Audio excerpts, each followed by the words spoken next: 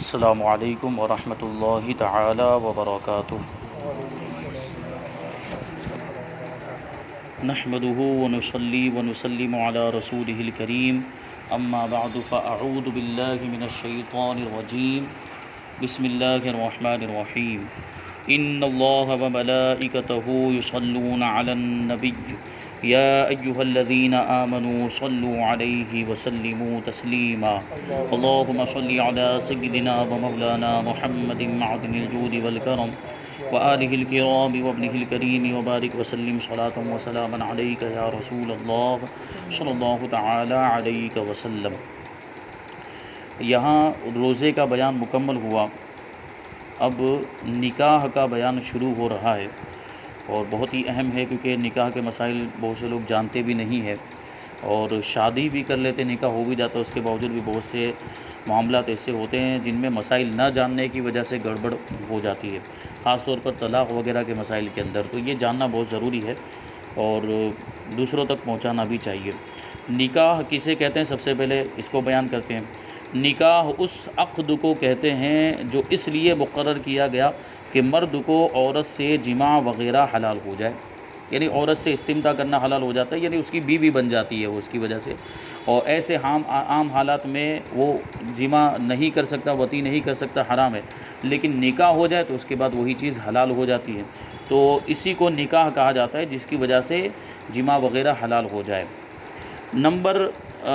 2 پر یہ سوال ہے کہ خنثی مشکل،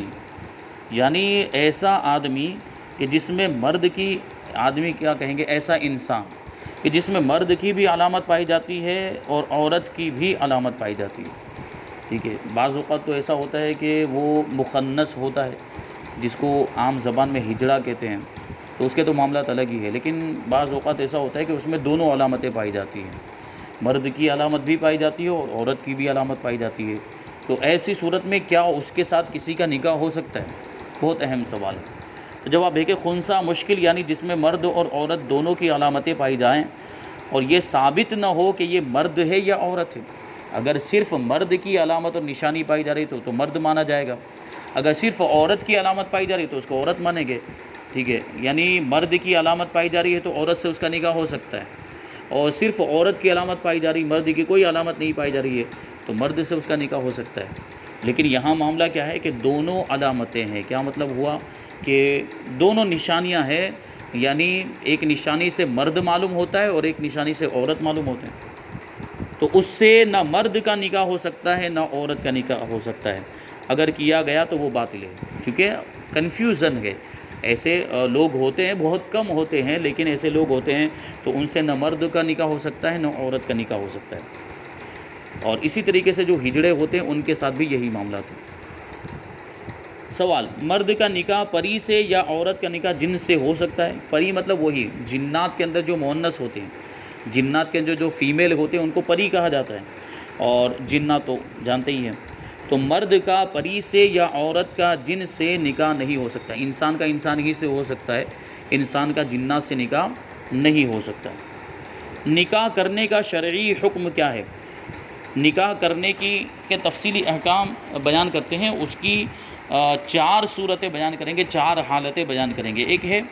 اعتدال کی حالت، یعنی درمیانی حالت۔ تو درمیانی حالت کا مطلب کیا ہے کہ نہ شہوت کا بہت زیادہ غلبہ ہو، نہ ہی وہ عنین ہو، یعنی نامرد بھی نہ ہو،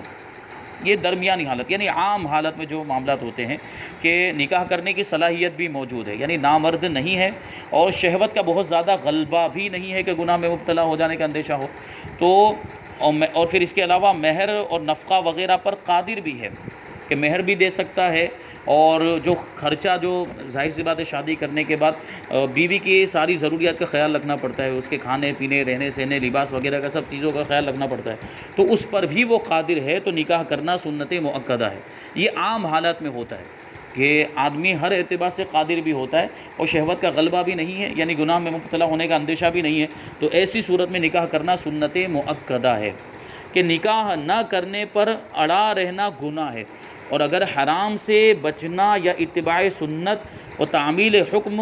یا اولاد حاصل ہونا مقصود ہے تو ثواب بھی پائے گا۔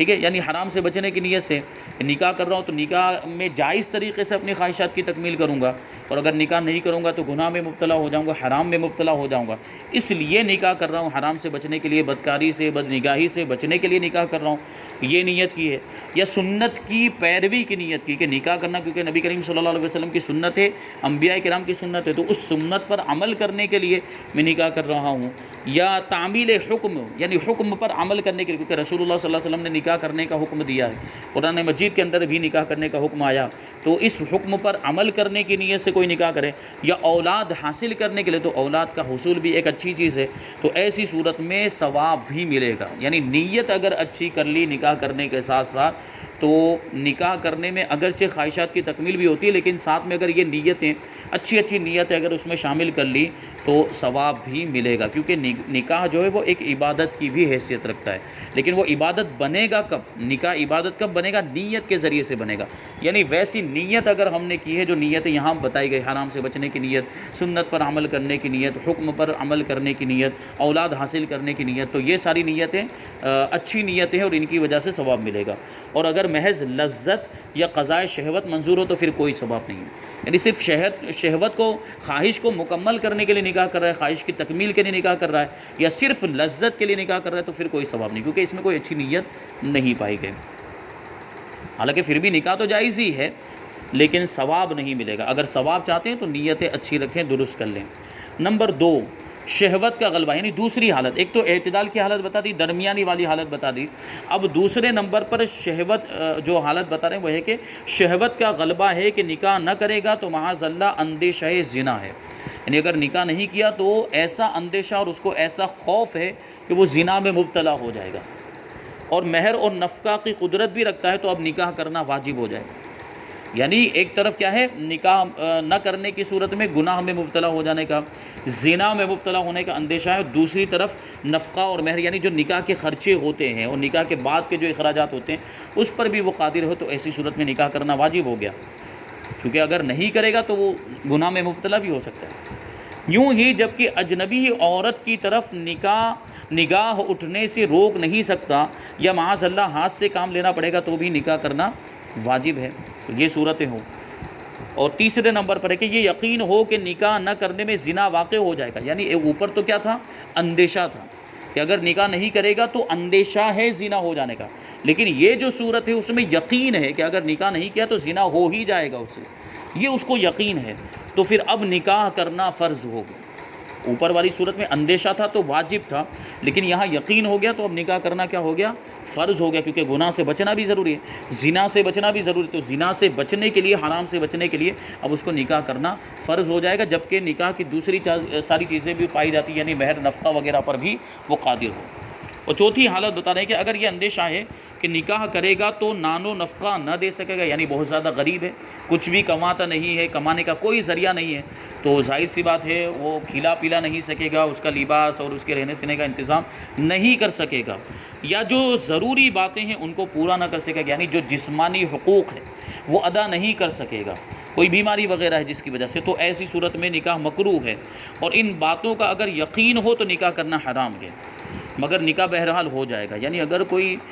جسمانی حقوق ادا کرنے پر قادر نہیں ہے یا مالی ضرورتیں پورا کرنے پر قادر نہیں ہے، تب بھی اگر نکاح کر لیتا ہے تو نکاح کرنا اگرچہ یقین ہونے کی صورت میں حرام تھا، لیکن پھر بھی نکاح ہو جائے گا۔ یہ الگ بات ہے کہ بعد میں جو دیگر مسائل ہوں گے، جیسے مان لیجئے کہ کوئی نابرد تھا، اس کے باوجود اس نے نکاح کر لیا، تو اب بیوی کے حقوق ادا نہیں کر سکتا ہے وہ، تو ایسی صورت میں بیوی کیا کرے گی؟ تو اس کو شریعت نے اجازت دی ہے کہ وہ قاضی شرع کے پاس جائے، اور قاضی شرع کے پاس جا کے وہ یہ مقدمہ دائر کرے کہ ایسا ایسا معاملہ، میرے شوہر کے یہ معاملات ہیں، تو قاضی شرع جو ہوگا وہ تحقیق کرے گا کہ یہ سچ ہے کہ نہیں ہے، اس کے بعد وہ جو تحقیقات وغیرہ کرنے کے بعد اس کو نکاح فسخ کرنے کا، یعنی قاضی شرع کو نکاح فسخ کرنے کا اختیار ہوتا ہے۔ لیکن قاضی شرع وہ ہوتا ہے جس کو شریعت کا قاضی، جو شریعت کے فیصلے کرتا ہے، وہ نکاح پڑھانے والا قاضی مراد نہیں ہے۔ اور اگر کہیں پر قاضی نہ ہو، جیسے کہ ہمارے یہاں پہ کوئی قاضی شرع نہیں ہے، تو شہر کا جو سب سے بڑا عالم ہو وہ یہ کام کر سکتا ہے، وہ ان کے پاس جائے اور اس طرح کے معاملات ہو تو وہ ان کے پاس جا کر اس کو طے کیا جا سکتا ہے۔ اب آگے بتاتے ہیں کہ نکاح کے مستحبات کیا ہیں، یعنی نکاح میں کون سی چیزیں مستحب ہے، اور مستحب کا مطلب پہلے ہی آ چکا کہ کریں تو ثواب ہے، نہ کریں تو کوئی گناہ نہیں۔ اور نکاح میں یہ چیزیں مستحب ہیں۔ نمبر 1 علانیہ ہونا، یعنی کھلم کھلا ہونا، ظاہری طور پر نکاح ہونا، چھپ کر پوشیدگی میں نکاح نہیں کرنا چاہیے، کیونکہ نکاح کے اندر شہرت کو اللہ کے رسول صلی اللہ علیہ وسلم نے بھی ارشاد فرمایا، اور دیگر مسائل کے اندر بھی، کہ نکاح کے اندر جتنی زیادہ شہرت ہو اتنا زیادہ اچھا ہے، تاکہ کسی طرح کی تہمت کا اور کسی طرح کے الزام کا کوئی اندیشہ نہ رہے۔ مان لیجئے کہ کمرے میں بیٹھ کر، اگرچہ گواہ وغیرہ موجود تھے، کمرے میں بیٹھ کر نکاح کر لیا، اب وہ میاں بیوی کی طرح رہنے لگے اور دوسرے لوگوں کو پتہ ہی نہیں ہے کہ ان دونوں کا نکاح ہو چکا ہے، اب میاں بیوی کی طرح رہیں گے، ساتھ میں گھومیں گے پھریں گے، اٹھیں گے بیٹھیں گے، تو لوگ تہمت لگائیں گے کہ ان کا تو نکاح نہیں اور ساتھ میں رہ رہے ہیں، کیونکہ ان کو پتہ نہیں ہے۔ اس وجہ سے اس کی شہرت ہونی چاہیے، اس کا اعلان ہو باقاعدہ، سب کو پتہ چلے کہ بھائی ان کا نکاح ہو رہا ہے اور یہ نکاح ہو چکا، یا جو ہے کہ اس طرح سے اعلان ہو اور شہرت ہو جائے، تو یہ مستحب ہے، یہ بہتر چیز ہے۔ بہرحال وہ اگر دو گواہ باقی دیگر شرائط کے ساتھ دو گواہوں کی موجودگی میں بھی اگر نکاح کر لیتے ہیں تو نکاح ہو تو جائے گا، لیکن یہ بہتر یہ ہے کہ اعلان یا ہو، کھلم کھلا ہو، شہرت بھی ہو اس کی۔ نمبر 2 نکاح سے پہلے خطبہ پڑھنا، جو خطبہ پڑھا جاتا ہے نکاح کے اندر، مستحب ہے۔ مسجد میں نکاح ہونا، یہ بھی مستحب، بہتر کے زیادہ ثواب ہے۔ البتہ مسجد کے اندر جب نکاح ہو تو مسجد کے آداب کا خیال بھی رکھنا چاہیے۔ ہمارے یہاں آپ مسجد میں کبھی نکاح ہوتا ہے تو خوب لوگ چلاتے ہیں، لوگ خوب آوازیں کرتے ہیں، اور پھر کیا ہوتا ہے، دنیا کی باتیں کرتے ہیں۔ مسجد جو ہے دنیا کی باتیں کرنے کے لیے نہیں ہے، اور یہ فرمایا گیا کہ مسجد کے اندر مباح بات کرنا نیکیوں کو اس طریقے سے کھا جاتا ہے جس طرح آگ لکڑی کو کھا جایا کرتی ہے۔ مباح بات کا کیا مطلب ہوتا ہے؟ وہ بات جس میں نہ گناہ ہو نہ کوئی ثواب ہو۔ اب دنیا کی بات یا کوئی ایسی بات اگر کر لی جو گناہ کی بات ہو تو پھر آپ سوچیں کہ اس کا انجام کیا ہوگا۔ تو مسجد کے اندر اگر نکاح ہو رہا تو کیونکہ نکاح عبادت ہے، اچھی نیت کے ساتھ کیا جائے، سنت کی نیت سے کیا جائے یا دیگر اچھی نیتوں کے ساتھ کیا جائے تو وہ عبادت ہے، تو وہ مسجد میں ادا کی جا سکتی ہے، کیونکہ مسجد عبادت کے لیے، مسجد اللہ کے ذکر کے لیے، اللہ کی عبادت کے لیے، تو نکاح بھی جب عبادت ہے تو مسجد میں ہونا اس کے لیے بہتر ہے۔ لیکن مسجد میں جب نکاح ہو رہا ہو تو مسجد کے آداب کا خیال ہونا چاہیے۔ جو ساتھ میں دوست وغیرہ ہوتے ہیں وہ خوب چلاتے ہیں، یہ سب نہیں ہونا چاہیے۔ جمعہ کے دن ہونا چاہیے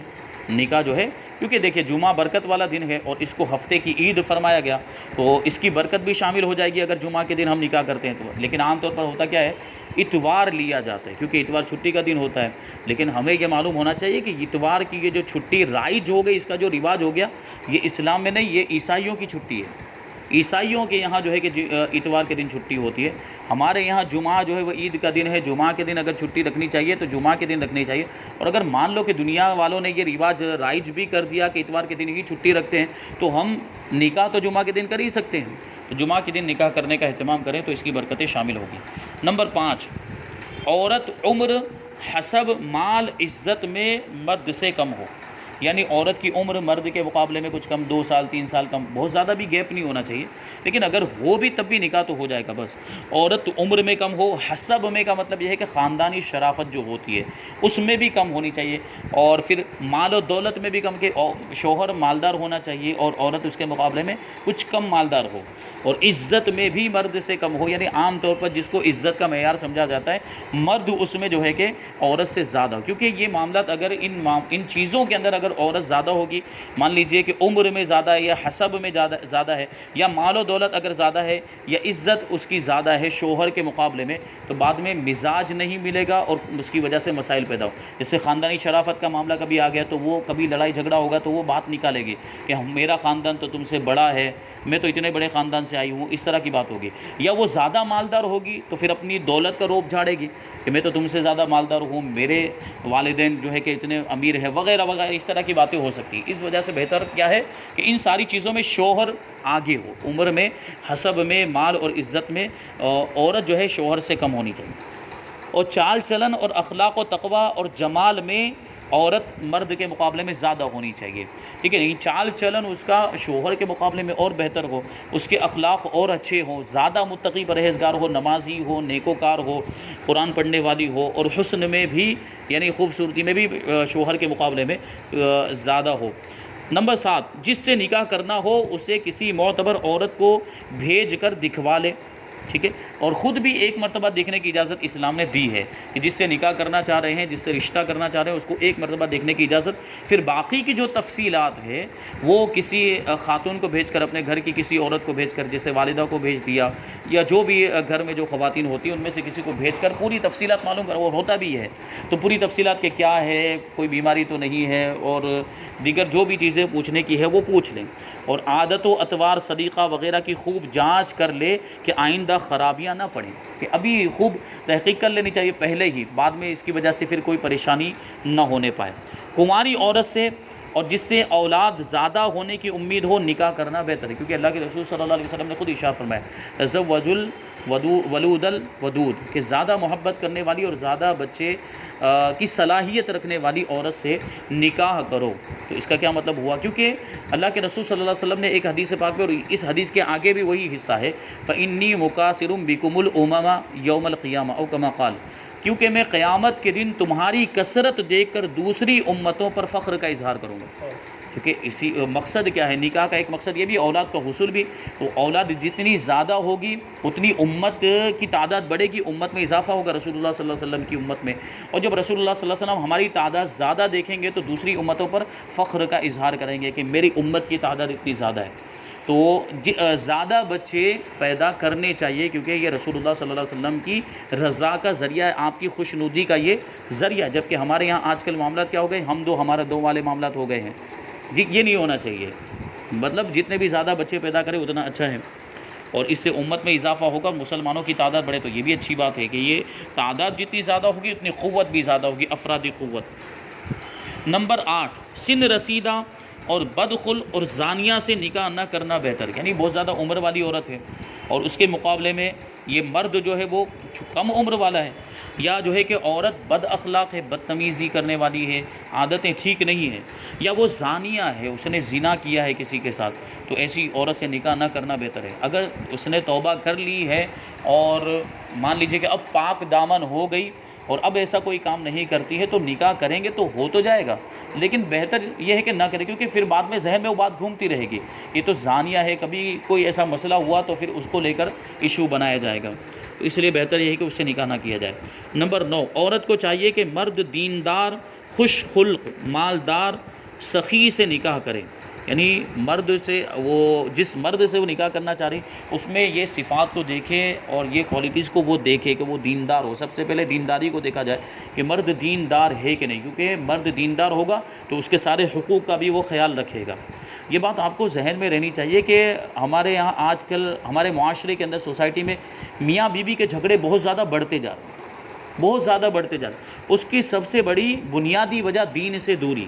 دین کی معلومات نہ ہونا، یہ سب سے بڑی وجہ، اور طلاق کے جو زیادہ معاملات پیش آ رہے ہیں کہ بات میں اب طلاق ہو جا رہی ہے، تھوڑا سا جھگڑا ہوا اور 3 بار الفاظ بول دیے اور پھر وہ طلاق ہو گئی معاملات، اور پھر کیا سمجھتے ہیں کہ جب تک 3 مرتبہ بولیں گے نہیں وہاں تک طلاق ہوگی ہی نہیں۔ 1 مرتبہ بولنے سے بھی اگر انتہائی ضرورت پیش آ گئی ہے کہ طلاق دینا ہی پڑ رہا ہے تو 1 مرتبہ بولنے سے بھی کام چلا سکتے ہیں۔ 1 مرتبہ بولیں گے تب بھی وہی حکم ہے، جو مطلب وہ طلاق جو ہے اس سے بھی ہو جاتی ہے۔ اس کا یہ مطلب نہیں کہ 3 مرتبہ بولنا ضروری ہے، اور 3 مرتبہ جو ہے کہ وہ گولی چلا دیتے ہیں، پھر اس کے بعد پچھتاوا ہوتا ہے، کیونکہ 3 مرتبہ طلاق دینے کے بعد اب وہ نکاح سے پورے طور پر باہر ہو جاتی ہے، بغیر حلالہ کے وہ نکاح میں نہیں آ سکتی ہے۔ اور 1 طلاق دی ہوتی تو آپشن رہتا ہے، یا دوسری طلاق دیتے ہیں تو آپشن رہتا ہے دوبارہ اس سے نکاح کیا جا سکتا ہے بغیر حلالے کے، پھر بعد میں پچھتاتے ہیں، بچوں کا خیال آتا ہے اور پھر اپنے مستقبل کے بارے میں سوچتے ہیں کہ یہ ہم نے کیا کر دیا۔ تو یہ پہلے سوچنا چاہیے تھا، یہ بعد میں سوچنے کا کیا فائدہ ہوا، تو پہلے ہی سوچتے۔ اور انسان دیکھیے، آپ شوہر کو اللہ تبارک و تعالیٰ نے طلاق کا اختیار کیوں دیا؟ عورت کو طلاق کا اختیار نہیں ہے، وہ اپنے آپ کو 1000 بار بولتی رہے کہ میں نے اپنے آپ کو طلاق دی، طلاق نہیں ہوگی، شوہر دے گا تبھی ہوگی۔ اور شوہر کو کیوں دیا؟ کیونکہ اس کی عقل کامل ہے، اس کی عقل کو اللہ تبارک و تعالیٰ نے مکمل بنایا ہے۔ تو انسان کو پھر شوہر کو، مرد کو اپنی عقل کا استعمال کرنا ہے اور اس کو اپنے آپ کو کنٹرول کرنا ہے۔ عورت تو ناقصات العقل ہوتی ہیں، ان کی عقل شوہر اور مردوں کے مقابلے میں ادھوری اور ناقص ہوتی ہے، تو ان کے معاملات تو ایسے ہوں گے ہی۔ وہ بعض اوقات ایسا بھی ہوگا کہ وہ آپ کو اکسائیں گی، ابھاریں گی طلاق دینے پر، اور ایسے ایسے الفاظ بھی کہیں گی کہ پھر مجھے چھوڑ دو، کیوں طلاق نہیں دے دیتے، ہمت ہو تو طلاق دے دو، اس طرح کے معاملات ہوتے ہیں۔ تو اب ایسے میں پھر شوہر پر یہ جو ہے کہ پوری ذمہ داری رہتی کہ وہ اپنے آپ کو کیسے کنٹرول کرتا ہے۔ تو بیدہ عقدۃ النکاح، جو قرآن مجید کے اندر ارشاد فرمایا گیا کہ اس کے ہاتھ میں نکاح کی گرہ ہے، کہ وہ نکاح کی جو گانٹھ ہے وہ شوہر کو وہ چاہے تو کھول دے چاہے تو بندھی ہوئی رکھے، اس کو دیا گیا وہ اسی وجہ سے کیونکہ شوہر کی جو عقل ہوتی ہے وہ کامل، تو شوہر اگر دیندار ہوگا، دینی معلومات ہوگی تو ان ساری چیزوں کا لحاظ رکھے گا۔ اور آپ کو یہ چیز بھی معلوم ہونی چاہیے کہ علماء جو ہوتے ہیں اور حفاظ، ان کے اندر طلاق کے معاملات بہت ہی کم ہوتے ہیں۔ کبھی سنا کہ کسی عالم صاحب نے اپنی بیوی کو طلاق دی؟ بہت ہی کم۔ کیوں؟ کیونکہ ان کے پاس دین کی معلومات ہوتی ہے، وہ جانتے ہیں کہ طلاق کتنی بری چیز ہے۔ اللہ کے رسول صلی اللہ علیہ وسلم نے ارشاد فرمایا کہ مباح چیزوں میں سب سے زیادہ ناپسندیدہ کوئی چیز میرے نزدیک ہے تو وہ طلاق ہے، کہ مباح ہے، جائز ہے، بعض اوقات طلاق دینا جائز بھی ہوتا ہے، لیکن اس کے باوجود ناپسند فرمایا۔ تو یہ ایسی چیز ہے تو طلاق سے بچنا ہی چاہیے، کیونکہ نکاح کا جو رشتہ ہے یہ بڑا پاکیزہ اور بڑا مقدس رشتہ ہوتا ہے۔ اس کو اس طرح مذاق نہیں بنانا چاہیے کہ نکاح ہوا پھر طلاق دے دی گئی، اس طرح نہیں۔ تو نکاح کی جو ہے کہ اس کی حرمت کا لحاظ بھی رکھنا چاہیے، اس کی حرمت کو پامال نہیں کرنا چاہیے۔ اس وجہ سے عورت کو دیکھنا چاہیے کہ جس مرد سے وہ نکاح کر رہی ہے سب سے پہلے وہ دیندار ہے کہ نہیں، دین کی معلومات رکھتا ہے کہ نہیں، پھر وہ دیکھے کہ اچھے اخلاق والا ہے کہ نہیں، کیونکہ بدخلق ہوگا، بد مزاج ہوگا تو ممکن ہے کہ اس پر ظلم کرے، اس کو ستائے، اس کو مارے پیٹے، تو یہ چیز بھی دیکھی جائے۔ مالدار بھی ہو، کیونکہ مالدار ہوگا تب اس کی ضرورتیں پوری کر سکے گا، اگر غریب ہوگا تو مسائل ہو سکتے ہیں۔ سخی بھی ہو، اور فاسق بدکار سے نکاح نہ کرے، کیونکہ جو فاسق ہوگا، گنہگار ہوگا، بدکار ہوگا تو اس کے حقوق کی ادائیگی نہیں کرے گا وہ، کیونکہ وہ گنہگار بدکار ہے، مان لیجئے وہ زناکار ہے، زنا کی عادت پڑی ہوئی ہے، تو بیوی کے حقوق وہ صحیح طور پر ادا نہیں کر سکے گا، یا جو ہے کہ دیندار نہیں ہے، دین کی سمجھ نہیں، دین کی معلومات نہیں ہے تو اس کے حقوق ادا نہیں کر پائے گا۔ تو یہ چیزیں جو ہے کہ دیکھنی چاہیے، دونوں طرف یہ معاملات ہونے چاہیے کہ سب سے پہلے دینداری کو دیکھا جائے، کہ اگر ہم کسی مان لیجئے کہ ہم ماں باپ ہیں اور ماں باپ اپنی اولاد کا نکاح کر رہے ہیں اور لڑکی کو تلاش کر اپنے لڑکے کے لیے لڑکی کو تلاش کر رہے ہیں تو اس میں بھی پہلے دینداری دیکھی جائے، اور اگر لڑکا ہے لڑکی ہے اور اس کے لیے لڑکا تلاش کر رہے ہیں تو اس میں بھی دینداری دیکھی جائے، یعنی دینداری کو پہلے دیکھا جائے۔ یہ نہیں کہا جا رہا ہے کہ مال کو بالکل نہیں دیکھنا چاہیے، خاندان بالکل نہیں دیکھنا چاہیے، حسن و جمال بالکل نہیں دیکھنا، یہ چیزیں بھی دیکھنی چاہیے، مال و دولت بھی دیکھا جائے، خاندان کو بھی دیکھا جائے، حسن و جمال کو بھی دیکھا جائے، لیکن سب سے پہلے کس کو دیکھا جائے؟ دینداری کو دیکھا جائے، کیونکہ دینداری ہی ایسی چیز ہے جو کامیابی کا سبب ہے، کامیابی کا ذریعہ ہے، اور اس کے ذریعے سے شادی شدہ زندگی کامیاب ہو جاتی ہے اور پوری زندگی پھر نکل جائے گی، پتہ بھی نہیں چلے گا۔ تو یہ چیز ہونی چاہیے، اس چیز کا خیال رکھنا۔ اللہ کے رسول صلی اللہ علیہ وسلم نے بھی ارشاد فرمایا کہ عورت سے 4 چیزوں کی وجہ سے نکاح کیا جاتا ہے، اس کے مال کی وجہ سے، اس کے حسب کی وجہ سے، اس کے حسن و جمال کی وجہ سے، اور اس کے دین کی وجہ سے۔ فَاظْفُرْ بِذَاتِ الدِّین، تو تم دین والی کو ترجیح دو، یعنی پہلے دینداری کو دیکھو، بعد میں دوسری چیزیں دیکھو۔ تو یہ ہونا چاہیے، یعنی دینداری کو ترجیح دینا چاہیے، جبکہ ہمارے یہاں معاملہ کیا ہو گیا کہ دوسرا سب کچھ دیکھا جاتا ہے، مال و دولت دیکھیں گے، حسن و جمال دیکھیں گے، خاندان سب کچھ دیکھیں گے، لیکن دینداری ہی نہیں دیکھتے۔ قرآن کتنا پڑھی، اگر لڑکی دیکھنے گئے قرآن کتنا پڑھی، نماز پڑھتی ہے کہ نہیں پڑھتی، نیک متقی پرہیزگار ہے کہ نہیں، یہ کوئی نہیں پوچھتا ہے، کوئی سوال نہیں کرتا ہے، سب دیگر سوالات پوچھیں گے، دوسری چیزیں پوچھیں گے، لیکن یہ ساری چیزوں پر کوئی لحاظ ہی نہیں۔ اسی طرح لڑکے کو بھی دیکھنے جائیں گے تو اس میں بھی کیا کاروبار کرتا ہے، کیا کمانا، کتنے کماتا ہے وغیرہ سب پوچھیں گے، خاندان وغیرہ، لیکن دیندار نماز پڑھتا ہے کہ نہیں پڑھتا، قرآن پڑھا ہوا ہے کہ نہیں پڑھا ہوا، یہ کوئی نہیں پوچھتا ہے۔ تو آج جو معاملات ہوتے ہیں ہمارے یہاں پہ، جو لڑائی جھگڑے وغیرہ کے، اس کی بنیادی وجوہات یہ سب ہیں، کیونکہ ہم نے دین کو پسے پشت ڈال دیا، ہم دین کو ترجیح نہیں دیتے، دنیاوی معاملات کو ترجیح دیتے ہیں۔ تو ظاہر سی بات ہے جب دین کو چھوڑیں گے تو نقصان اٹھانا پڑے گا، کہ دین کو چھوڑنے میں جو نقصان ہے وہ پھر اس سے بڑا کوئی نقصان نہیں ہو سکتا ہے۔ تو یہ مستحبات بیان کیے، نکاح کے یہ مستحبات ہیں، اگر اس کے خلاف بھی نکاح کیا تو تب بھی نکاح ہو جائے گا، یعنی ان میں سے کوئی چیز اگر چھوٹ بھی گئی ہے تب بھی نکاح ہو تو جائے گا، لیکن بہتر یہ ہے کہ ان چیزوں کی پابندی کرے۔ اب انشاءاللہ اس کے تعلق سے اور دوسرے مسائل کہ نکاح کے ارکان کیا ہے، نکاح کے شرائط کیا ہیں، ایجاب و قبول کسے کہتے ہیں، اور پھر نکاح کرنے کا طریقہ، یہ ساری چیزیں جو ہے کہ انشاءاللہ آگے بیان کی جائیں گی۔ اللہ تبارک و تعالی ہم سب کو عمل کی توفیق عطا فرمائے۔ وما علینا الا البلاغ۔ السلام علیکم۔